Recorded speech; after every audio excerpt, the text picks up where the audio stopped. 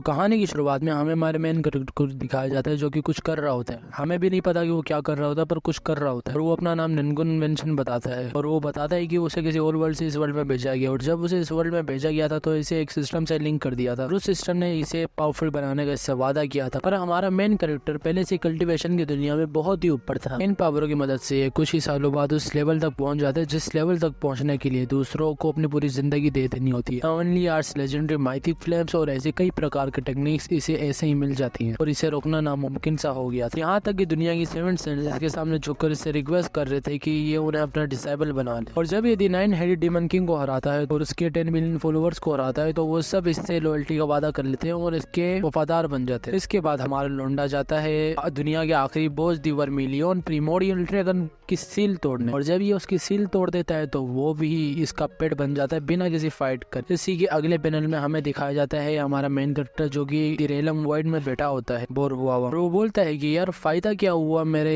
ये सारे मिशंस और सारे एनिमीज को खत्म करने के बाद, मेरे को तो एंड में अकेलापन ही मिला। अगर मैं ओमनीपोटेंट हूँ तो मेरे जैसे ओमनीपोटेंट को कौन सी चीज खुश कर सकती है। तो फिर हमारा मेन कैरेक्टर चुटकी बजाता है और उसके सामने बहुत सारे कई प्रकार के खाने आ जाते हैं। वो कहता है कि यार ये भी नहीं चाहिए, और फिर से वो चुटकी बजाता है और उसके सामने कई प्रकार के उसके अपने डिवाइन पावरफुल वेपन्स आ जाते हैं। फिर कहता है कि यार ये भी नहीं चाहिए। फिर हमारा लोंडा जब चुटकी बजाता है तो गेस करो क्या आ सकता है, यही सारी खूबसूरत लड़कियां। और हमारा लोंडा इससे भी खुश नहीं होता और इन्हें भी बोल देता है कि वापस जाओ, और खुद ही उदास होकर बैठ जाता है। और वो हमें एक एक्सप्लेनेशन देता है कि जो ऑर्डिनरी पर्सन होता है अगर वो अपनी कोई अचीवमेंट को पाले तो वो खुश हो जाता है, पर मेरे जैसा divine body, God like body वाला बीइंग अगर कोई अचीवमेंट को पाले तो उसे खुश करना मुश्किल होता है। और यही सब बताते बताते हमारे मेन कैरेक्टर के आंखों से आंसू गिरता है और वो आंसू जाके प्लेनेट पर गिरता है, और उस प्लेनेट पर जब वो आंसू जाके गिरता है तो पूरा प्लेनेट हरा भरा हो जाता है। भाई मेरे को भी नहीं पता कि कैसे हुआ, और हमारा मेन कैरेक्टर भी परेशान होता है कि ये क्या हो रहा है। और हमारा मेन कैरेक्टर हमें बताता है कि वो सबसे ज्यादा खुश वक्त था जब उसकी जर्नी की शुरुआत हुई थी, क्योंकि उस टाइम उसे अपने पूरी करना था कि वो मर ना जाए। और यही सब बताते बताते पता नहीं हमारे मेन कैरेक्टर को क्या चुल मचती है, वो किसी को काटता है। और हमें अगले ही पैनल में दी वर्मिलियन प्रीमोडियल ड्रैगन दिखाया जाता है जो कि 20 लाइट ईयर्स दूर है हमारे मेन कैरेक्टर से।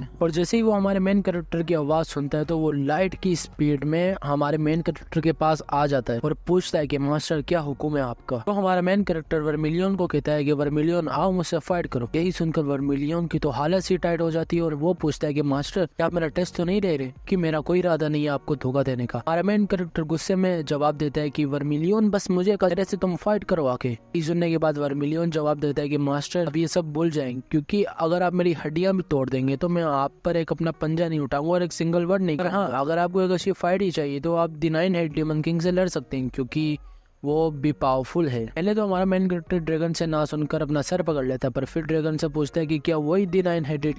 ड्रैगन कहता है कि हाँ हाँ मास्टर वही जो बहुत घमंडी भी है और उसने मेरे काफी बच्चों की टेरिटरीज पर कब्जा कर लिया है, और मैंने सुना है कि वो कोई सीक्रेटली आर्मर बना रहा है, क्या वो आपको धोखा तो नहीं देने वाला। यही सुनकर हमारा मेन कैरेक्टर चुटकी बजाता है और दी असुरा हेल्सकेप टेलीपोर्ट कर जहाँ पे काफी लो लेवल डिमंड्स कोई पूजा वूजा कर रहे थे, पता नहीं क्या कर रहे थे, मुझे भी नहीं पता। सारे लो लेवल डिमंड्स भागते भागते कह रहे होते हैं कि मम्मी रे ये वर्मिलियन ड्रैगन यहाँ पे क्या कर रहा है, बचाओ कोई। यही सब चीखें सुनकर अंदर से दी 9 हेडेड डीमन किंग आ जाते हैं और बोलता है इन सबको कि इन सब इस बूटी छिपकली से डर गए, तुम सबको एक उबलते हुए पानी में जाकर डूब मरना चाहिए। और फिर वो हमारे ड्रैगन से पूछता है कि बूटी छिपकली क्या तू अपने उन फालतू बच्चों का यहाँ पर बदला तो लेने नहीं आई। पर हमारा ड्रैगन इसमें जवाब देता है कि मैं इतने सालों से तेरे से तंग थी और फिर मैं तुम्हारे से बदला लेने नहीं आई। अभी मैं पागल लगती हूँ क्या मैं तुमसे अपना बदला लेने आऊंगी इसी छोटी चीजों के लिए। पर हाँ, मैंने सुना है कि तुम कोई आर्मर बना रहे हो सीक्रेटली, क्या तुम मेरी पोजीशन तो नहीं लेना चाहते। हमारे डीमन किंग हंसकर जवाब देता है कि हाँ, तुम्हारे को खत्म करने के लिए मैं कोई आर्मर बनाऊंगा, तुम तो मेरे सामने छोटी सी चिंटी की तरह,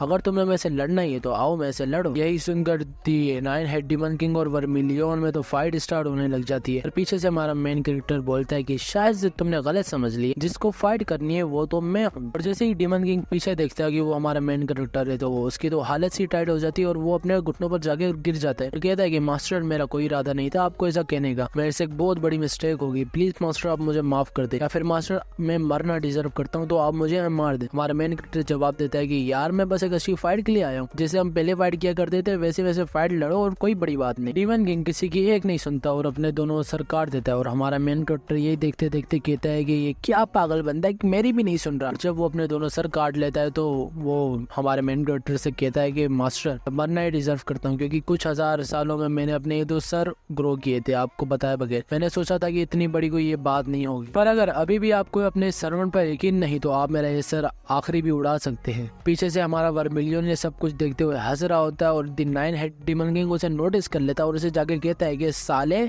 तू है, जब पता था कि तू ही होगा, मैं ऐसे डरता है ना तो इसलिए तूने मेरे मास्टर को मेरे खिलाफ किया। पर हमारा ड्रैगन ने उसे जवाब देता है कि डरूंगा और मैं तुमसे, मेरे को हंसी मत दिलाओ यार। यही सब कहने के बाद इन दोनों के बीच में फाइट स्टार्ट हो जाती है और हमारा मेन कैरेक्टर ऊपर से इन दोनों को देख रहा होता है और बोलता है कि क्या बकवास लोग हैं ये लोग, यहाँ बस एक फाइट के लिए आया था और इन लोगों ने इतना बड़ा तमाशा खड़ा कर दिया। वो वापस से चुटकी बजाता है और अपने वर्ल्ड रेलम में टेलीपोर्ट कर जाता है और अपना वहाँ पे बैठ के सर पकड़ लेता है कि ये सब कैसे हो गया। और हमारा मेन कैरेक्टर कहता है कि मेरी जिंदगी में भाई कुछ नहीं बचा, बिल्कुल अकेला हो गया हूँ मैं। और फिर वो बोलता है कि चलो यार सब कुछ भूल जाते हैं और अपने कल्टीवेशन की पार्ट को कंटिन्यू करते हैं। और वो एक चुटकी बजा के अपने कल्टीवेशन की एक बुक मंगवा लेता है जिसे वो पढ़ने लगता है। और उस बुक में अलग अलग टाइप्स की कल्टीवेशन होती हैं, जैसे कि short cultivation, B stemming cultivation, evil ending cultivation, refining cultivation और ऐसी 49 टाइप्स की उसने कल्टीवेशन पहले से ही मास्टर की होती है। और पीछे से उसे कहीं से हंसने की आवाजें आती हैं और वो जब पीछे देखता है तो वो वही प्लेनेट होता है जिस पर उसका आंसू गिरा होता है और पूरा प्लेनेट रिजनरेट हो गया होता है। और जब हमारा मेन कैरेक्टर उस प्लेनेट में झांकता है तो उसे एक एलियन दिखता है जो फिशिंग कर रहा होता है हंसी खुशी। पर हमारे मेन कैरेक्टर से उसकी खुशी देखी नहीं जाती और उसे एलियन के पास वो टेलीपोर्ट मार देता है। जैसे वो टेलीपोर्ट मारता है तो एलियन की तो हालत टाइट हो जाती है और वो पीछे जाके गिरता है। एलियन कहता है कि पता नहीं कौन सा एलियन आ गया मेरे पास। हमारा मेन कैरेक्टर सीधा मुद्दे की बात करता है और पूछता है कि तुम बताओ यार तुम हैप्पी कैसे हो। पर हमारा एलियन जवाब देता है कि क्या तुम अंधे हो, मैं दिख नहीं रहा कि मैं फिशिंग कर रहा हूँ, फिशिंग की वजह से मैं खुश हूँ। हमारा मेन कैरेक्टर उस एलियन से पूछता है कि ऐसा क्या खास है फिशिंग में जिसकी वजह से तुम इतना खुश हो। तो एलियन जवाब देता है कि कभी ना खत्म होने वाली खुशी। वो एलियन हमारे मेन कैरेक्टर को ये भी बताता है कि ये प्लेस पहले से ऐसे नहीं था। कुछ 100 साल पहले यहाँ पर एक जंग छिड़ गई थी जिसकी वजह से हम सबका रिसोर्स खत्म हो गया था। और जंग इस वजह से छिड़ी थी कि हम सब बहुत डेवलप हो गए थे, तो लोगों को रिसोर्स चाहिए था और एक दूसरे को सब मार रहे थे। और जब रिसोर्स खत्म होने की कगार पर आ गया तो हम सब मौत का इंतजार कर रहे थे बैठकर। यहाँ तक कि मेरी मोम ने भी मुझे कुछ अपनी एनर्जी से यहाँ अभी तक जिंदा रखा। पर किसी दिन कोई चमत्कार होता है और आसमान से एक बड़ी सी बूंद हमारे इस प्लेनेट पर आकर गिरती है और हमारा पूरा प्लेनेट वापस से हरा भरा हो जाता है और हम सब खुश हो जाते हैं। पर यही सब बताते बताते उस एलियन को एक फिश लग जाती है और वो फिश इतनी भारी होती है या इतनी पावरफुल होती है कि एलियन खींच नहीं पा रहा होता और एलियन की हालत टाइट हो जाती है। तब हमारा मेन कैरेक्टर उसकी मदद करता है और वो फिश वहाँ से निकलवाता है। भाई ये मुझे फिश तो नहीं लग रही, छोड़ो आगे चलते हैं। और उस छोटो एलियन से वो फिश गलती से छूट जाती है और वो पीछे जाके गिरता है। पर हमारा मेन कैरेक्टर उसे गवाहियां दे रहा होता है कि भाई देख इसमें मेरे कोई हाथ नहीं, मिली थी मदद की थी, मुझे ब्लेम मत करना इस चीज में कि तू पीछे जाकर गिरा। मेरा छोटू बोलता है कि या कोई बात नहीं, थैंक यू। और वो हंसते हुए खड़ा होता है। पर हमारा मेन कैरेक्टर इसे देख के हैरान होता है कि भाई ये तो अपने फिश लूज कर चुका है पर अभी भी ये खुश है इतना। और उससे पूछता है कि यार तुम इतना खुश कैसे, तुम तो अपने फिश लूज कर चुके हो। और हमारा छोटू एलियन जवाब देता है कि यार मेरे को भी नहीं पता कि मैं इतना खुश क्यों हूँ, शायद से मैं आज का अपना गोल पूरा कर चुका हूँ, अचीवमेंट पूरी कर चुका हूँ क्योंकि मैंने ऐसी कभी इतनी बड़ी मछली पकड़ी। और हमारा छोटू एलियन अपना सामान पैक करके अपने घर की तरफ जाने लगता है और हमारे मेन कैरेक्टर को कहता है कि एलियन अंकल बाद में मिलेंगे किसी दिन। और हमारे मेन कैरेक्टर से इस बार भी इसकी खुशी देखी नहीं जाती और वो अपनी माइंड लिंकिंग टेक्निक का यूज करके अपना माइंड उससे कनेक्ट कर देता है और उससे अपने माइंड में पूछता है कि तुम्हें जो भी चाहिए तुम मुझसे पूछो, मैं तुम्हें दूंगा। पर हमारा छोटू एलियन हमारे मेन कैरेक्टर को कहता है कि भाई देख मुझे कुछ नहीं चाहिए और हाँ मुझे पता चल चुका है कि मैं इतना खुश क्यों, क्योंकि जब तक मेरी मॉम जिंदा है वो तक मैं खुश हूँ। यही सुनकर हमारा मेन कैरेक्टर हैरान हो जाता है और उसकी पूरी बॉडी इसी बात को सुनकर कामने लगती है और वो कहता है कि यही वो चीज है जिस चीज से अभी तक मैं मिला नहीं, क्योंकि मैं तो अपनी पावर्स में ही इतना अंधा हो गया था कि कभी मैंने इस चीज पर ध्यान नहीं दिया और मैं ऑलमोस्ट अपने सारे इमोशंस खो चुका हूँ। यही बोलने के बाद हमारा मेन कैरेक्टर सिस्टम को बुलाता है और सिस्टम से पूछता है कि भाई तुम लाखों लोगों में से एक बंदे को लेते हो जिसे तुम सिखाते हो और सबसे स्ट्रॉन्ग इंसान बनाते हो, है ना। और वैसे तो मैं सारे मिशंस पूरे कर चुका हूँ और मेरे ख्याल से मैं सबसे स्ट्रॉन्गेस्ट बीइंग हूँ इस यूनिवर्स का, है ना। हमारा सिस्टम भी कहता है कि ये सर आप ही सबसे स्ट्रॉन्ग इंसान है, इसमें कोई शक नहीं। और सर आपने मुझे बुलाया क्यों, आपका कमांड क्या, आप मुझे वो बताएं। हमारा मेन कैरेक्टर भी कहता है कि यार मेरे लिए एक मदर बना दे प्लीज। पर हमारा सिस्टम जवाब देता है कि सर क्या आप मेरे से मजाक कर रहे हैं, आपको तो पता है ना कि मैं डेटा सेव नहीं कर सकता, अगर मैं आपकी मदर बना भी दूं तो वो फेक होगी। हमारा मेन कैरेक्टर कहता है कि हाँ मुझे सब कुछ पता है और वैसे भी मैंने जीरो से स्टार्ट करना और कल्टीवेशन को छोड़ना और एक नया एक्सपीरियंस लेना, तो तुम करो जो मैं कह रहा हूँ। सिस्टम कहता है कि सॉरी सर, पर मैं ऐसा कुछ नहीं कर सकता क्योंकि मेरे पास और मिशंस और क्वेस्ट नहीं है और आप वैसे भी स्ट्रॉन्गेस्ट एग्जिस्टेंस है इस यूनिवर्स की। हमारा मेन कैरेक्टर सिस्टम को कहता है कि भाई देख, तूने जिस मेथड से मुझे ट्रेन किया उस मेथड से किसी और पर्सन को ट्रेन कर जो कि मुझे मार पाए। पर सिस्टम कहता है कि सर ये इम्पॉसिबल, मैं ऐसा कुछ नहीं कर सकता क्योंकि मैंने आपको बोला है कि आप ही सबसे स्ट्रॉन्गेस्ट एग्जिस्टेंस है इस यूनिवर्स की, तो अगर मैं ऐसा कुछ कर भी दूं तो फायदा नहीं। प्लीज आप अपनी ये रिक्वेस्ट बंद करें क्योंकि ये मैं हैंडल नहीं कर पा रहा। और हमारा मेन कैरेक्टर कहता है कि यार तुम ये भी नहीं कर सकते, ये भी नहीं कर सकते, ये तुम्हारे लिए इम्पॉसिबल है और ये तुम्हारे लिए इम्पॉसिबल है, तो मैं करूँ क्या? ऐसा करता हूँ कि मैं खुद ही कुछ कर लेता हूँ। और हमारा मेन कैरेक्टर क्वांटम कल्टीवेशन को यूज करने लगता है और हमें कहता है कि मुझे कुछ नहीं चाहिए, ना ही ये इनफिनाइट लाइफ स्पेन, ना ही ये इंडेस्ट्रक्टेबल बॉडी, ना ही ये बाउंडलेस कल्टीवेशन पावर। मैं इन सबको हेजा सेक्रीफाइस देता हूँ और मेरी सोल को किसी और यूनिवर्स में तुम भेज दो। जब हमारा मेन कैरेक्टर क्वांटम कल्टीवेशन कर रहा होता है तो सिस्टम उसे एक वार्निंग देता है कि देखो भाई, तुम वापस कभी नहीं आ पाओगे, जो तुमने अपनी पावर्स बनाई वो सारी डिस्ट्रॉय हो जाएंगी। और हमारा मेन कैरेक्टर हंसते हुए जवाब देता है कि हाँ, कभी वापस नहीं आ पाऊंगा, यही तो चाहिए। और अगले ही पैनल में हमें एक सिटी दिखाई जाती है, जिस सिटी के एक स्ट्रीट में एक जख्मी बंदा एक वक्त मरी हालत में बैठा होता है और उसी वक्त उसके सर के ऊपर से कोई लाइट जाती है और वो सर ऊपर करके कहता है कि क्या मैंने कर दिया, क्या अब मैं अलग दुनिया में आ चुका हूँ। हमारा मेन कैरेक्टर एक ऐसी बॉडी में होता है जो बॉडी बहुत ही इंजर्ड होती है और हमारा मेन कैरेक्टर कहता है कि भाई इस बॉडी को हुआ क्या है, ये इतनी इंजर्ड क्यों है, यहाँ तक कि मुझे अपनी उंगलियां भी फील नहीं हो रही और मेरा गला भी बिल्कुल सूखा है और मैं कुछ बोल भी नहीं पा रहा। हाँ, मैंने एक चैलेंजिंग लाइफ तो मांगी थी पर इतनी भी नहीं कि मैं कुछ माउसेस का खाना बनाऊं। और फिर हमें दिखाया जाता है कि वो माउसेस इधर उधर भागने लगते हैं किसी की आवाज़ सुनकर। और अगले ही पैनल में हमें एक लड़की दिखाई जाती है जो कि हमारा मेन कैरेक्टर को बिग ब्रदर कह रही होती है और उसके पास आके कि वो अपना नाम मेन बताती है और कहती है कि बिग ब्रदर मैं तुम्हें घर लेने आ चुकी हूँ। हमारा मेन कैरेक्टर कहता है कि ये मेन कौन है, मुझे समझ नहीं आ रहा और मुझे अच्छा नहीं लग रहा है, मेरे को कुछ हो रहा है और भाई मैं अपनी कॉन्शियसनेस खो रहा हूँ। और अगले ही पैनल में हमें एक घर दिखाया जाता है जहाँ पर हमारा मेन कैरेक्टर सो रहा होता है पर किसी वजह से उसकी आंख खुल जाती है और उठकर बैठ जाता है और कहता है कि यार अभी तक मैं मरा नहीं और ये मेरे को बैंडेजेस किसने लगाई, क्या उस लड़की ने तो मुझे नहीं बचाया। और फिर हमारा मेन कैरेक्टर को कहीं से खाने की खुशबू आती है और वो कहता है कि बाबा ये खाने की खुशबू कहाँ से आ रही है, वो है तो बड़ी मस्त। और हमारा मेन कैरेक्टर दिल में ही कहता है कि ओह अच्छा है, तो ये होती है भूख। और फिर हमें मेन दिखाई जाती है जिसके हाथ में खाना होता है और वो हमारे मेन कैरेक्टर से पूछती है कि बिग ब्रदर क्या आप उड़ गए, और वो जल्दी से जोर से आगे हमारे मेन कैरेक्टर को हक कर लेती है और कहती है कि मैं डर गई थी कि मैं तुम्हें लूज ना कर दूं। और फिर हमारे मेन कैरेक्टर को एक मेमोरी रिकॉल आता है जहां पर उसे मेन और किनो को दिखाया जाता है जो कि एक ऑर्फनेज में होते हैं और उस ऑर्फनेज पे इन दोनों पर बहुत जुल्म किया जाता था। और एक दिन एक बंदा आके इन दोनों को खरीद लेता है और फिर हमारे किनो को मारने की कोशिश करता है पर मेन पीछे से आके उस बंदे को मार देती है और हमारे किनो को बचा लेती है और फिर वो दोनों एक साथ वहां से भाग जाते हैं और एक साथ अपनी लाइफ स्पेंड करने लगते हैं। वो दोनों एक साथ काम करते थे और एक साथ कल्टीवेशन करते थे पर किनो कल्टीवेशन में बहुत पीछे था। पर एक दिन मेन पे कुछ लोगों की नजर पड़ जाती है और वो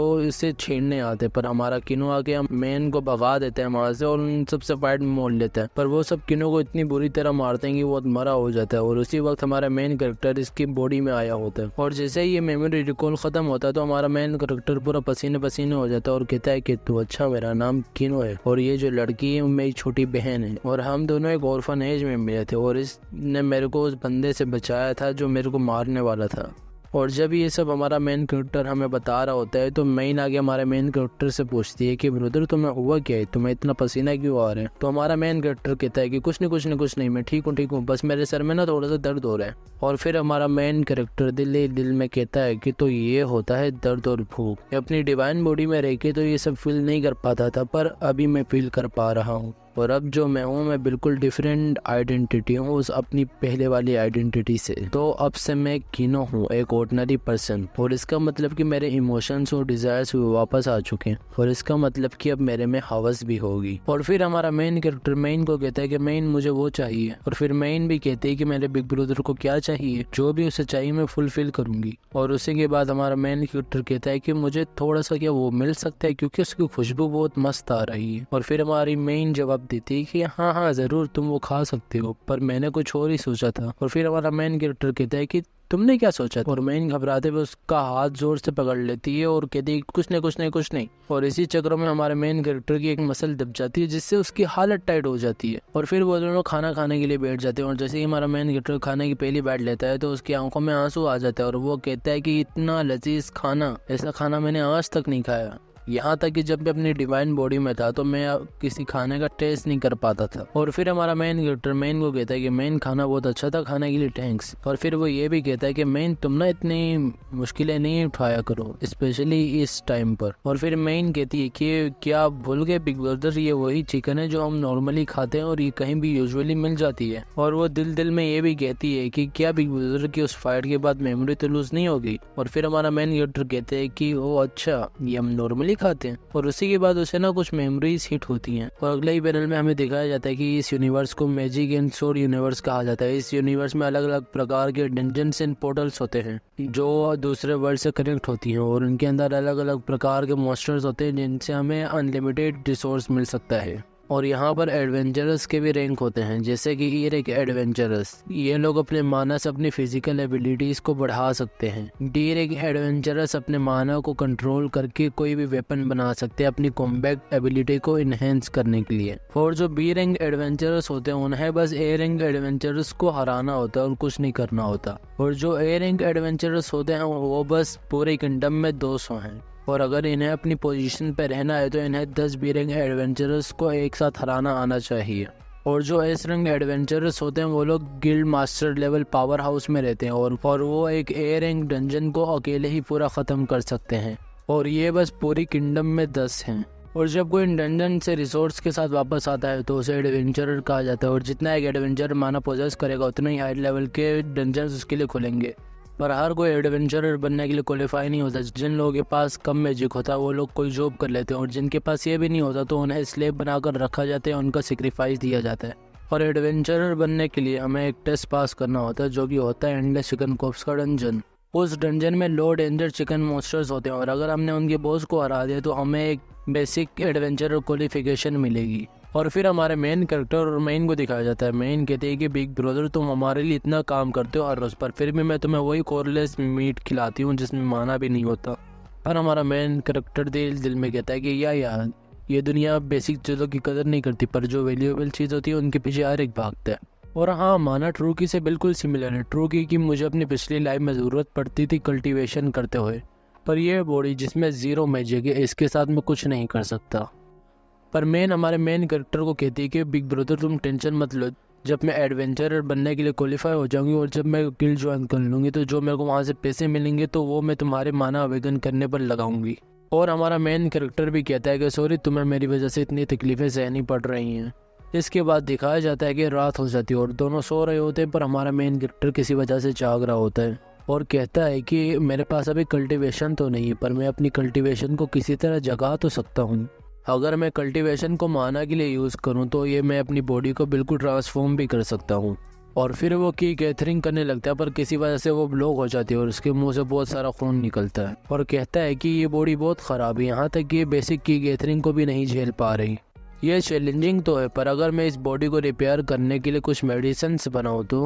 और फिर हमारा मेन कैरेक्टर अलग अलग प्रकार की पिल्स होता है, जैसे कि 10 venom pill, 30 whip wine and blood soul arctic pill. और वो अलग अलग प्रकार की पिल्स सोचता है, पर फिर वो कहता है कि क्या होगा इस वर्ल्ड में उन चीज़ों के इंग्रेडिएंट्स ही ना हो, और अगर इस वर्ल्ड में उन चीज़ों के इंग्रेडिएंट्स हों भी तो फिर उन्हें जमा करना तो बहुत मुश्किल होगा। वैसे पिल के लिए तो नॉर्मल रिसोर्स है चिकन मीट है, जिसकी इस वर्ल्ड में कोई वैल्यू ही नहीं। इस चिकन मीट की मदद से मैं अपनी की को भी वापस ला सकता हूँ और अपनी स्ट्रेंथ भी बढ़ा सकता हूँ। अब मैं इन सब चिकन को एज अ मेडिसिन यूज़ करूँगा और इन सब को रिफाइन करके चिकन एसेंस बनाऊँगा। तो हमें यहाँ पे दिखाया जाता है कि वो उन्हें भट्टी में डाल देता है और ये वहाँ पर बैठकर उन सबको हवा दे रहा होता है, पर फिर अंदर उसे दिखता है कि कोई हलचल हो रही होती है। और फिर हमारा मेन कैरेक्टर जब अंदर झांकते हैं तो वहाँ पे एक ब्लास्ट होता है और वो पीछे जाकर गिरता है, और जब वो गिरता है तो वो मेन को भी लेके गिरता है। और जैसे वो गिरते हैं तो हमारे मेन कैरेक्टर को पीछे कुछ सोच सा फील होता है इसी के बाद उसके अरमान जाग जाते हैं और उसके नाक से खून निकलता है। और फिर मेन हमारे मेन कैरेक्टर से पूछती है कि क्या बिग ब्रदर तुम ठीक हो, तो मेन कैरेक्टर भी हमारा कहता है कि या मैं ठीक हूँ। और फिर मेन हमारे मेन कैरेक्टर से पूछती है कि तुम इतना डेंजरस काम कर क्यों रहे हो, और मैंने नोटिस किया कि जब से तुम्हें उन लोगों ने मारा तो तुम बहुत अलग बिहेव कर रहे हो, या तुम मेरे से कुछ छुपा रहे हो, अगर तुम ऐसे कुछ छुपा रहे हो तो तुम ऐसे शेयर कर सकते हो।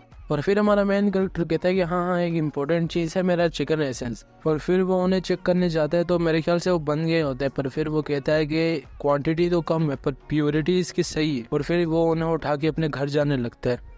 पर पूरे रास्ते में ही उससे पूछ रही होती है कि बिग ब्रदर ये है क्या, चिकन एसेंस ये है क्या, मुझे भी तो बताओ यार। और फिर हमारा मेन कैरेक्टर उसे बताता है कि एक प्रकार का मैजिकल चिकन एसेंस होता है जो तुम्हारी कोई भी इंजरी को हील कर सकता है पर फुली नहीं। और जब मैं इसे एक पिल बना दूंगा तो अपने फुल पोटेंशियल में आ जाएगा। और इसे कहा जाता है रिचुअल ऑफ रिफाइनिंग। पर मेन पूछती है कि रिचुअल ऑफ रिफाइनिंग, ये मैजिकल चिकन एसेंस, ये सब है क्या, मुझे समझाओ तो सही। हमारा मेन कैरेक्टर कहता है कि तुम टेंशन मत लो, जब ये बन जाएगा तो तुम्हें खुद पता चल जाएगा। और हमारा मेन कैरेक्टर दिल में कहता है कि ये सब मेरे प्लान के हिसाब से जा रहा है, मैं एक नया ब्रांड न्यू यूनिवर्स बनाऊंगा जहाँ पे मैं एक बेसिक प्रिंसिपल्स रखूंगा। और पिछली रात जब मैंने सारे चिकन उठा लिए थे तो मैंने उन्हें क्लीन करके एक भट्टी में डाल दिया था, और उस भट्टी में मैंने इन्हें एक इंटेंस हीट पर रखा कि ये जल्दी बन जाए। और जो ये एसेंस होता है ये कुछ नहीं होता, बस ये माना होता है जो चिकन के सेल से बनता है, और ड्रॉप बाय ड्रॉप ये चिकन एसेंस बनकर तैयार हो जाता है। फिर हमारा मेन कैरेक्टर कहता है कि इसमें मैं थोड़ा सा आटा भी ऐड कर देता हूँ कि इसे खाने में मजा भी है। और फिर मेन कहती है कि क्या बिग ब्रदर तुम आज का ब्रेकफास्ट बना रहे हो, पर हमारा मेन कैरेक्टर उसे बना रहा होता है और जैसे वो बन जाते तो वो मेन को दिखाता है। और मेन कहती है कि इसमें कितना डेंस माना है। और हमारा मेन कैरेक्टर कहता है कि फाइनली कम्प्लीट हो चुका है तो तुम इसे खा सकती हो, और इसे खाने के बाद तुम्हारा माना और अच्छा हो जाएगा। पर हमारी मेन कहती है कि बिग ब्रदर तुम्हारा माना अवेकन नहीं तो तुम्हें इसे खाना चाहिए। पर हमारा मेन कैरेक्टर कहता है कि मैंने पहले से ही काफी चिकन एसेंस बना लिए कि हमारी 2 पिल्स बन जाए तो तुम टेंशन मतलब तुम इसे खा लो, मैं भी खा लूंगा। पर मेन खा नहीं रही तो हमारा मेन कैरेक्टर उसे कहता है कि तुम इतना सोचो मत, तो इसे खा लो। और जैसे मेन उसे खाती है तो उसके मडियंस अनलॉक हो जाते हैं और उसकी बॉडी में कोई रिएक्शन होता है और उसे ऐसा लगता है कि जैसे उसमें फिनिक्स की पावर आ चुकी है। और फिर हमारे मेन कैरेक्टर को वो कहते हैं कि मुझे ऐसा फील हो रहा है कि जैसे मेरी बॉडी में माना बढ़ी जा रहा है। पर हमारे मेन कैरेक्टर की यहाँ पर हालत टाइट हो जाती है एसेंस खाने के बाद,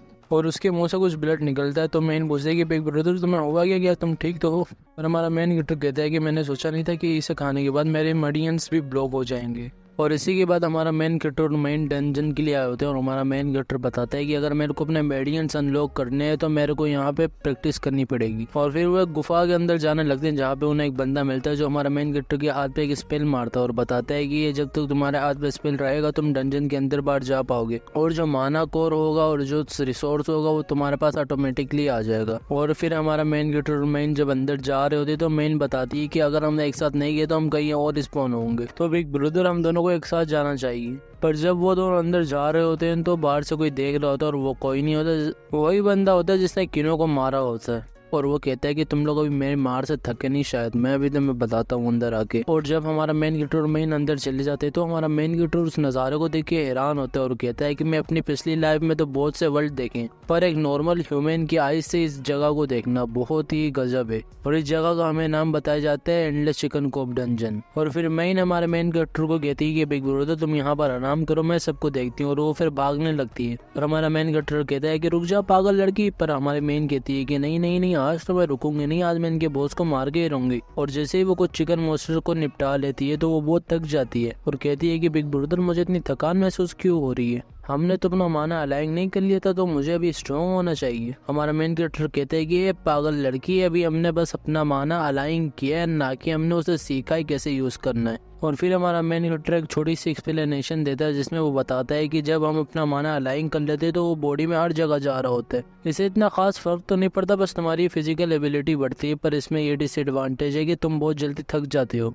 और जब तुम अपना माना कंट्रोल करना सीख लेते हो तो जिस बॉडी के पार्ट को तुम्हारी नीड है वो से ही वो माना देता है, और इससे ये होता है कि तुम बहुत जल्दी थकते भी नहीं और तुम्हारा माना भी वेस्ट नहीं होता। और वैसे एडवेंचरर बनने के लिए पहला काम ही है कि हम अपने माना को कंट्रोल करना सीखें। ई रैंक और ए रैंक में फ़र्क ये होता है कि जो ए रैंक वाले होते हैं वो अपने माना को अच्छी तरीके से अलाइन कर पाते हैं और अच्छे तरीके से उसे यूज़ कर पाते हैं। और जितना ही हम अपने माना को अलाइन करना सीखेंगे उतना ही हम जल्दी जल्दी ऊपर जाते रहेंगे। और जब वोर्टेक्स हमारी बॉडी के सेंटर में माना कोर बना लेता है तो हमारी बॉडी में कुछ चेंजेस होते हैं और उनकी वजह से हम high rank magical skills use कर पाते हैं। और इसे हम कोर फॉर्मेशन स्टेज कह सकते हैं, कल्टीवेशन में यूज होती है और इसे कल्टीवेटर हाई रैंक टेक्निक सीखने के लिए इस्तेमाल करते हैं। और मेन कहते हैं कि बिग ब्रदर तुम्हें तो इन सब चीज़ों के बारे में बहुत पता है, पर मुझे नहीं पता, मेरे को पता नहीं है कि मैं अपने बॉडी के अंदर माना वोर्टेक्स कैसे बनाऊं।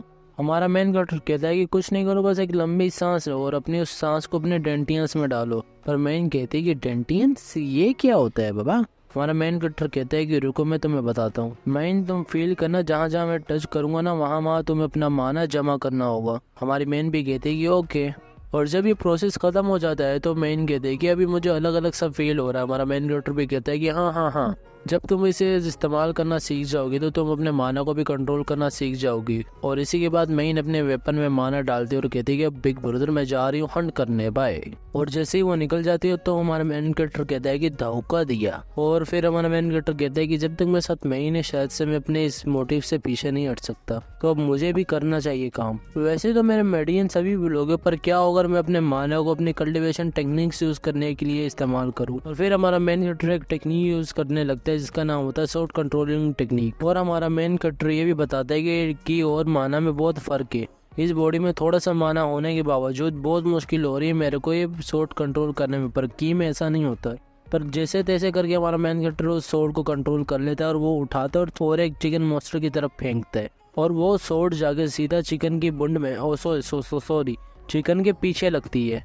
जैसे ही वो शॉर्ट उस चिकन को लगती है तो वो चिकन हमारे मेन कैरेक्टर की तरफ हवस के नजरों से देखने लगता है और फिर एक लात मार के वो शॉर्ट को कहीं और गिरा देता है। और हमारा मेन कैरेक्टर हैरान हो जाता है कि भाई ये क्या चीज़ है। वैसे मेरे ख्याल से तो ये चिकन मॉन्स्टर एक निंजा विंजा रहा होगा, पर छोड़ो। हमारा मेन कैरेक्टर फिर उस शॉर्ट को उठाने जाता है भागते हुए और कहता है कि सालो मैं अपनी इस टेक्निक से तो तुम्हें डैमेज नहीं कर पाया, पर अब मैं तुम्हें अपने मैनुअल तरीके से बताऊंगा क्योंकि ये बॉडी अभी माना को इतना कंट्रोल नहीं कर पा रही। और फिर हमारा मेन कैरेक्टर कहता है कि अब मैं तुम में से एक को भी नहीं छोड़ूंगा और टूट पड़ता है। कोशिश कर रहा होता है पर वो चिकन बार बार उसे डोज कर रही होती है उसके हर अटैक को। वो चिकन हमारे मेन कैरेक्टर को किसी तरह गिरा देती है और उसे फिर हवस वाली नजरों से देखने लगती है। हमारा मेन कैरेक्टर भी परेशान होता है कि ये मैं सारे अटैक्स को कैसे डोज कर रही है। मेरे को ऐसे लगता है कि जैसे पहले से ही पता है कि मैं क्या अटैक करने वाला हूँ। और यही सब कहने के बाद हमारा मेन कैरेक्टर उठता है और उस पर हमला करने लगता है, पर वो चिकन किसी तरह उसे डोज कर लेती है और हमारे मेन कैरेक्टर के सर पर बैठ जाती है जाकर और उसे वो हवस वाली नजरों से देखने लगती है। हमारा मेन कैरेक्टर भी परेशान हो जाता है कि अब होगा क्या।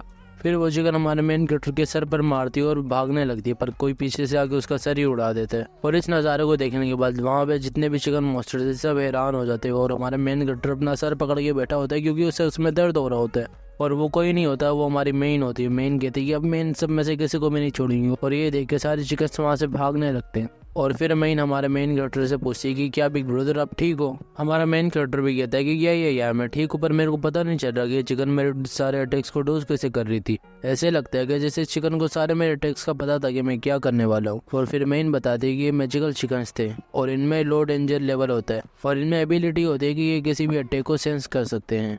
और मैं अपने मैजिक को स्पीड बूस्ट करने के लिए यूज़ कर रही हूँ कि मैं इन सबको आराम से हंट कर पाऊँ। तो यही वजह है कि आपकी यहाँ स्ट्रेंथ आपको एडवांटेज नहीं दे रही थी बिग ब्रदर। और फिर हमारा मेन कैरेक्टर कहता है कि अब मुझे पता चल गया कि क्या वजह है, तो अब मेरे मेडियंस अनब्लॉक हो सकते हैं। और वो खुश होते होते चिल्ला कर कह रहा होता है कि ये अब मैं जीरो से हीरो बन सकता हूँ। पर मेन दिल में कहती है कि जब मैं पैसे कमाना शुरू हो जाऊंगी तो मैं सबसे पहले अपने बिग ब्रदर का एक डॉक्टर से इलाज कराऊंगी। पता नहीं सटिया वटिया गया। और फिर हमें एक घंटे बाद का सीन दिखाया जाता है जहाँ पर मेन और हमारा मेन कैरेक्टर लेटे होते हैं। हमारा मेन कैरेक्टर मेन से पूछता है कि तुमने मेरे को ऐसे लेटा क्यों दिया।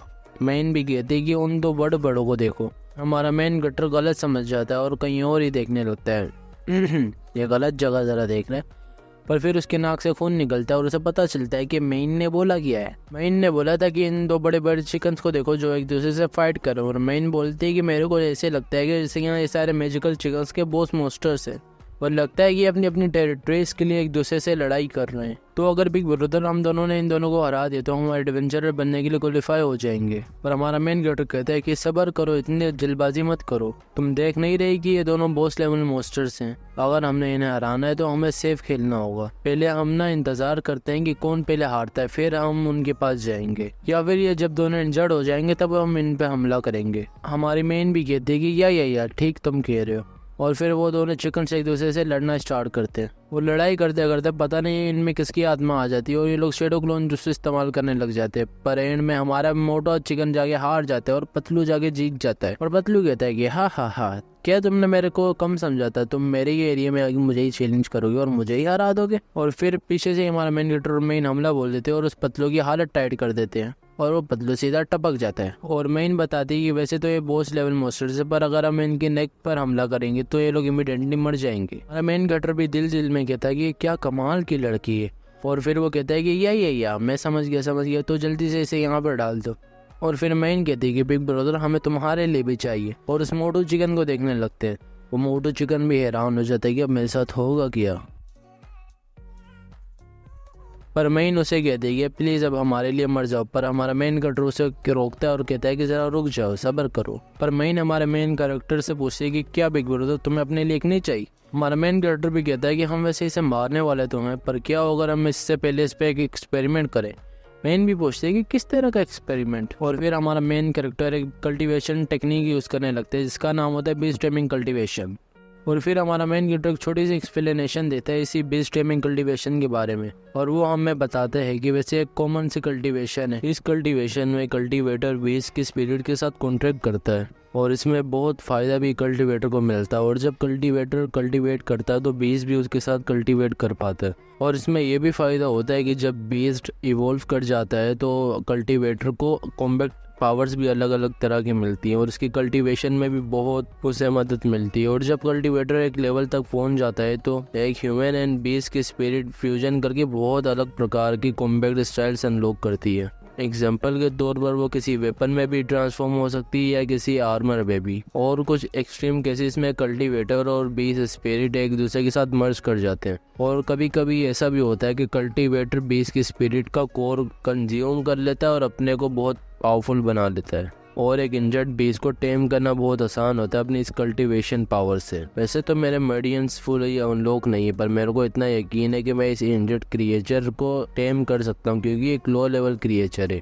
और फिर हमारे मेन कैरेक्टर को पीछे से कुछ आके लगता है और वो कहीं दूर जाके गिरता है। यही देखकर मेन और चिकन मॉन्स्टर हैरान होते हैं और मेन भागते हुए जाती है, पूछती है कि बिग ब्रदर क्या तुम ठीक तो हो और क्या एक्सपेरिमेंट फेल हो गया? हमारा मेन कैरेक्टर कहता है कि नहीं एक्सपेरिमेंट फेल नहीं हुआ, पर ये जिंक्स वापस आ गया। और उनके ग्रुप में एक मोटा बंदा होता है और कहता है कि ब्रदर क्या तुमने देखा कि मैंने उसे कैसे मारा? मुझे लगता है कि मेरा ये एयर हैमर अच्छा होता जा रहा है। दूसरा बंदा कहता है कि तुम इतने घमंडी ना बनो। पर जिंक्स कहता है कि आखिरकार मैंने तुम्हें ढूंढ ही लिया। और जिंक्स कहता है कि तुम बेकार लोगो, क्या तुम एडवेंचरर बनना चाहते हो? मेरे होते हुए तो तुम लोग कभी एडवेंचरर बन नहीं सकते। पर अपना चिकन मॉन्स्टर उसके सामने आके खड़ा हो जाता है और कहता है कि अब तो साला मैं तो को छोड़ूंगा नहीं। पर जिंक्स कहता है कि क्या तुम मुझे मारेगा? तूने अपनी औकात भी देखी है। और वो हंसते हुए अपने चिकन मॉन्स्टर को एक लात मारता है और दूर फेंक देता है। और हमारा मेन कैरेक्टर हमें बताता है कि ये जो घटिया इंसान है ये उन 3 मेजर फैमिलीज में से और इसकी फैमिली द टेंडर फैमिली। और वैसे तो ये एक अमीर बाप की बिगड़ी हुई औलाद है और ये बचपन से ही ऐसा घमंडी और इसके पास कोई अच्छा टैलेंट तो है नहीं क्योंकि ये अभी तक अपने कोर को प्रॉपर फॉर्म नहीं कर सकता। और जब ये डी के एडवेंचरर था तो इसकी बड़ी सिस्टर दी मैजिकल एकेडमी में चली गई थी। यहाँ तक के जितने एडवेंचरर लूट करते थे तो ये जाके उन सबसे उनकी लूट छीन लेता था और जो एडवेंचरर बनने वाले होते थे वो भी नहीं बन पाते थे इसकी वजह से। और हमारा मेन कैरेक्टर बताता है कि कुछ टाइम से हमें बहुत तंग कर रहा है। लास्ट टाइम जब इसने मेरी सिस्टर को छेड़ने की कोशिश की थी तो मैं इससे लड़ने गया था और इसने ऑलमोस्ट मुझे मार ही दिया था। मैं इन जिंक्स को कहती है कि जो तुम्हें चाहिए ले लो, पर मेरे बिग ब्रदर को हर्ट मत करना। पर जिंक्स कहता है कि मैं तुम्हारे बिग ब्रदर को हर्ट ही तो करने आया हूँ। यही सुनने के बाद मैं इन जिंक्स पर पूरे अपनी ताकत से हमला करती है, पर बीच में वही बंदा आ जाता है और कहता है कि तुम किसी टेंडर फैमिली वाले मेंबर पर हमला नहीं कर सकती। और पीछे से वही मोटू फिर अपना रॉक क्रशिंग हैमर अटैक में आता है, पर मैं इन किसी तरह उसे डोज कर लेती है और कहती है क्या मेरे में इतनी ताकत भी है कि मैं अपने कीनो ब्रदर को बचा पाऊँ इन लोगों से। और जिंक्स कहता है उन दोनों को कि तुम इसे ज्यादा तंग मत करना क्योंकि बाद में मैंने भी मजे करने इसके साथ। और वो दोनों भी कहते हैं कि हाँ हम समझ गए मास्टर। और वहाँ रॉक के पीछे बैठे हुए हमारा मेन कैरेक्टर कहता है कि जिंक्स ने आगे मेरा सारा प्लान तो खराब कर दिया, पर शायद से हमारे लिए ब्लेसिंग भी हो सकता है क्योंकि उस एडवांसमेंट के बाद मेन बहुत पावरफुल हो चुकी है और यहाँ जितने मॉन्स्टर्स है वो सब बहुत वीक है।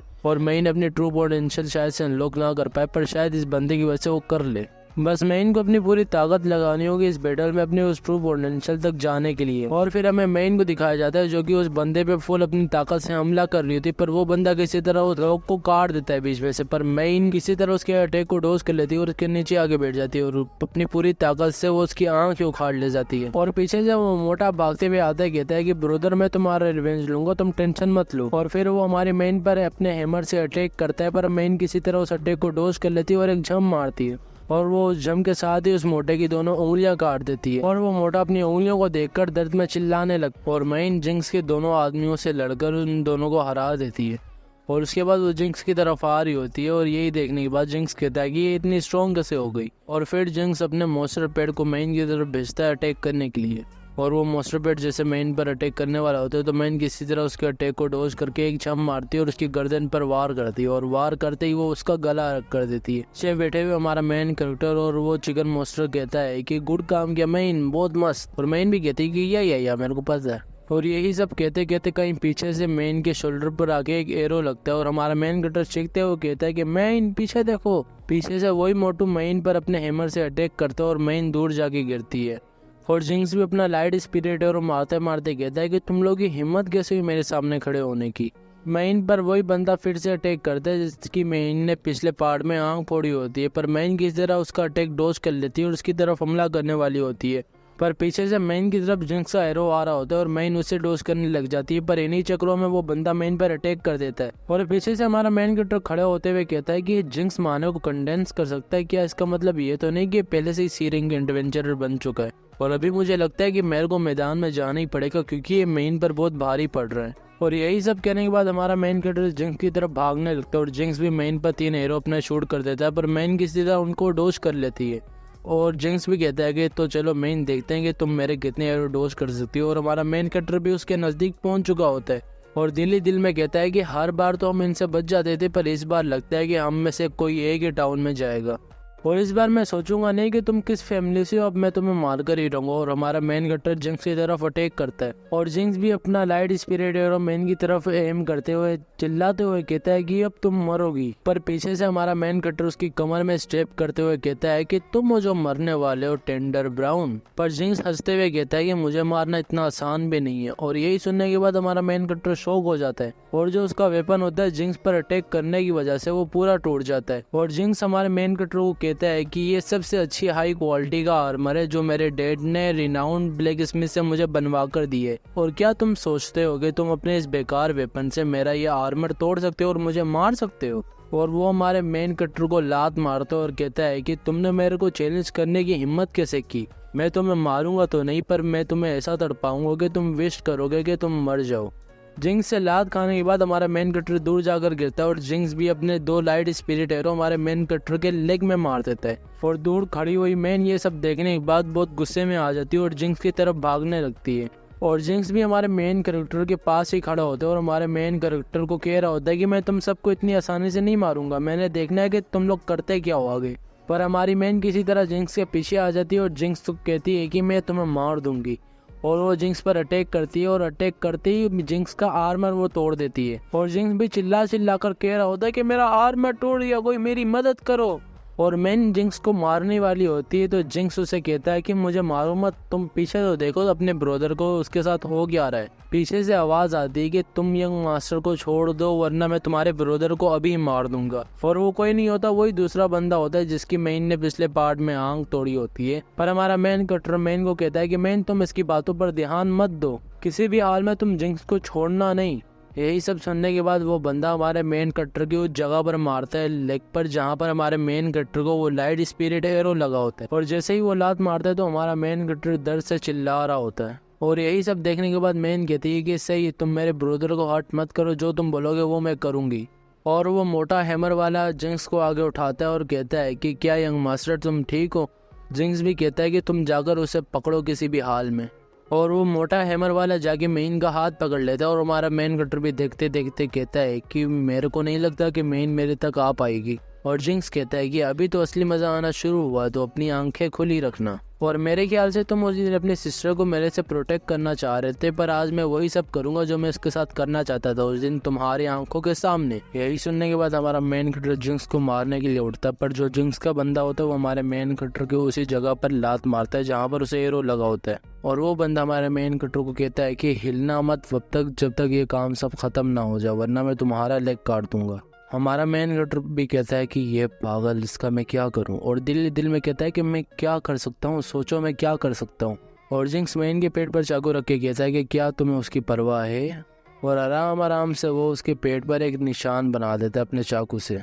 और जिंक्स मेन को कहता है कि मैं तुम्हें एक बात बताऊं, अगर तुमने मुझे खुश कर दिया तो मैं तुम्हारे ब्रदर को अगला दिन देखने दूंगा। और यही सब हमारा मेन कैरेक्टर वहाँ पर पीछे बैठे हुए देख रहा होता है, और ये देखने के बाद उसे बहुत गुस्सा आता है और चिल्लाते हुए कहता है हमारा मेन कैरेक्टर के, तू हरामी जिंक्स, मैं तेरे को जिंदा नहीं छोड़ूंगा। और वो अपनी पूरी ताकत से जिंक्स पर हमला करने आता है, पर जिंक्स अपने कुछ एरो हमारे मेन कैरेक्टर की तरफ मार देता है और हमारे मेन कैरेक्टर के वो शोल्डर में आगे लगते हैं। महीन भी टेंशन में आ जाती है और कहती कि ब्रोदर, पर जिंक्स कहता है कि तुम लोग आराम से बैठकर क्या मजा नहीं ले सकते शो का, मेरे को तुम कितना तंग कर रहे हो, मैं तो तुम्हारे साथ अच्छा बनने की कोशिश कर रहा था, पर तुम तो मुझे मारने का ट्राई कर रहे हो, पर अब तुमने मेरा सारा मूड खराब कर दिया और अब तुम्हें मरना होगा। और जिंक्स हमारे मेन कैरेक्टर की तरफ एक एरो मारता है। हमारा मेन कैरेक्टर भी टेंशन में बैठा हुआ कह रहा होता है कि क्या मैं कुछ कर नहीं सकता, मैं कितना एरोगेंट बन गया था, मेरे पास अभी अपनी कल्टीवेशन पावर भी नहीं है, क्या मैं अपने को बचा नहीं सकता उस पावर के बिना भी, क्या मैं कुछ नहीं हूँ। पर मैन उस मोटे की वो टूटी हुई उंगलियों को दबाती है और हमारे मेन कैरेक्टर की तरफ भागने लगती है, और वो मोटा भी दर्द से चिल्ला रहा होता है कि मेरी उंगलियां। मैन भी पूरी अपनी जख्मी हालत में हमारे मेन कैरेक्टर की तरफ भागती है और एक छलांग मारती है, पर जिंक्स ने हमारे मेन कैरेक्टर की तरफ पहले से ही एरो शूट कर दी होती है और वो कहता है कि बाय बाय।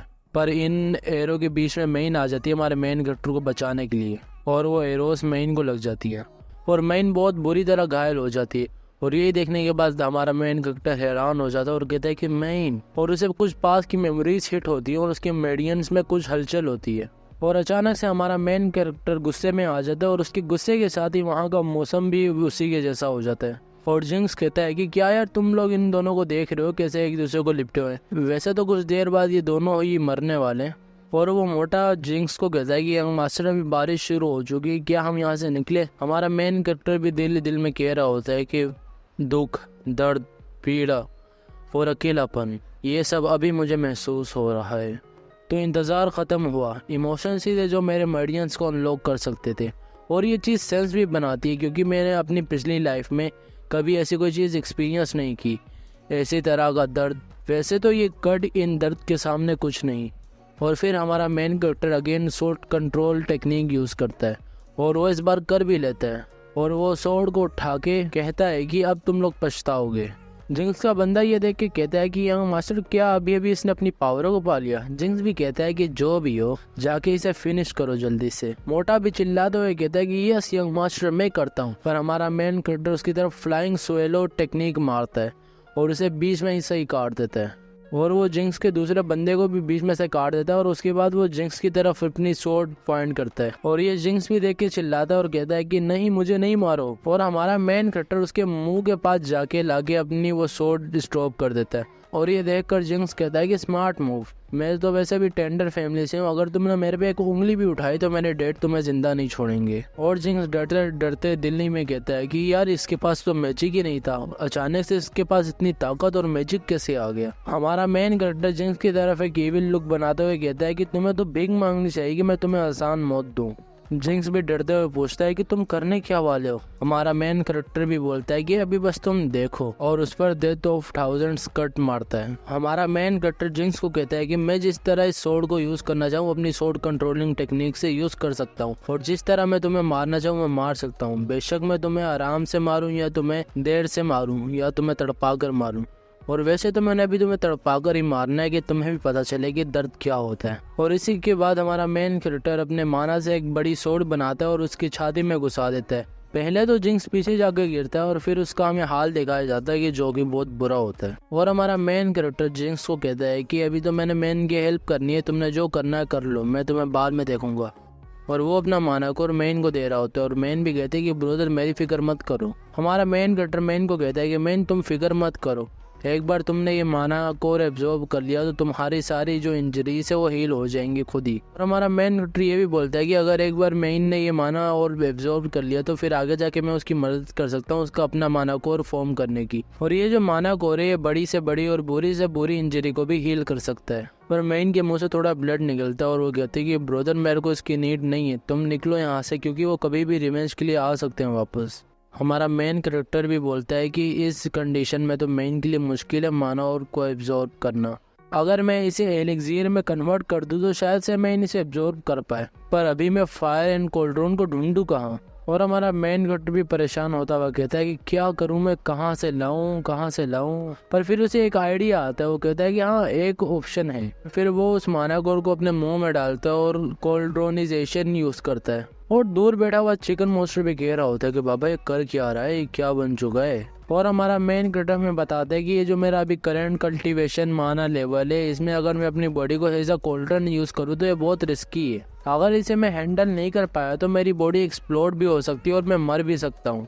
पर मेन के लिए मुझे करना पड़ेगा। और हमारा मेन कैरेक्टर फिर रिफाइनिंग कल्टीवेशन यूज करने लगता है और वो माना कोर भी एक्टिवेट हो जाता है। और हमारा मेन कैरेक्टर बताता है कि जो रिफाइनिंग कल्टीवेशन है ये कल्टीवेशन का सबसे कॉमन मेथड है और ये दो तरीकों में डिवाइड है, एक्सटर्नल रिफाइनिंग और एक इंटरनल रिफाइनिंग। एक्सटर्नल रिफाइनिंग में हम कोल्ड्रन को यूज करते हैं अलग अलग तरह के मटेरियल्स डालकर, जैसे कि हर्ब, मिनरल्स और ऐसे कई प्रकार के इंग्रेडिएंट्स हम उसमें डालते हैं एलिक्सियर को रिफाइन करने के लिए। और इंटरनल रिफाइनिंग में हम अपनी बॉडी को एज अ कोल्ड्रन यूज करते हैं और एसेंस की और स्पिरिट को हम इंग्रेडिएंट्स की तरह यूज करते हैं एलिक्सियर को अपने इंटरनली रिफाइन करने के लिए। वैसे तो ये एक हाई लेवल टेक्निक है, इसे एक्सपर्ट ही यूज कर सकते हैं जो एक कल्टीवेशन के सर्टेन लेवल पर हों और वही इसे कंट्रोल कर सकते हैं। और मैं तो वैसे दोनों तरह की मेथड यूज कर रहा हूँ, क्योंकि अपनी बॉडी को मैं एज अ कोल्ड्रन यूज कर रहा हूँ और मैंने बनाना है एक्सटर्नल एलिक्सियर। और अपने एसेंस ब्लड को और अपने 5 इंटरनल ऑर्गन्स को जलाते हुए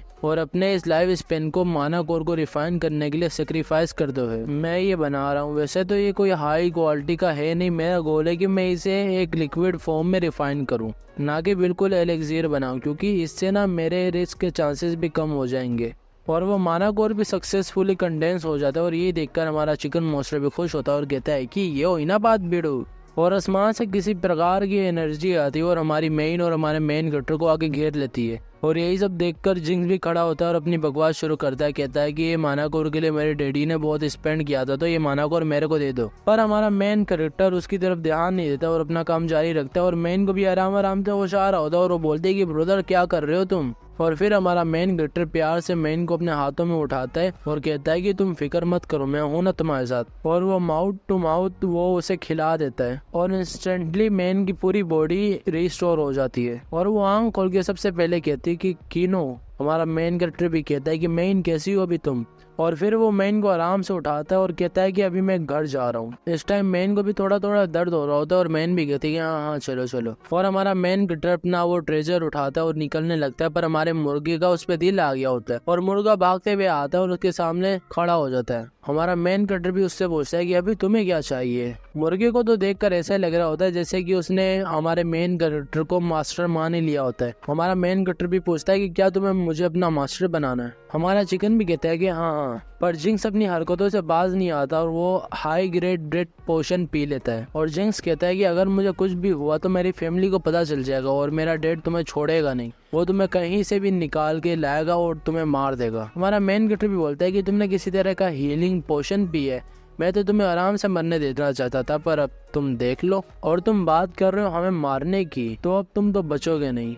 और वो चिकन मॉन्स्टर की तरफ देखता है और कुछ कहता है। चिकन मॉन्स्टर भी बोलता है कि हाँ समझ गया। और वो जंप मारकर जिंक्स की तरफ चले जाता है और हमारा मेन कैरेक्टर जाते जाते कह रहा होता है कि इस कचरे को साफ करके ही जाना तुम भी। जिंक्स भी कहता है कि तुम फालतू के पंछी, या तुम मुझे मारोगे मैं तुम्हारी टोटे टोटे कर दूंगा। पर अपना चिकन भी किसी से कम नहीं होता, वो चिकन समनिंग टेक्निक यूज करता है और बहुत सारे वहाँ पे चिकन बुला लेता है।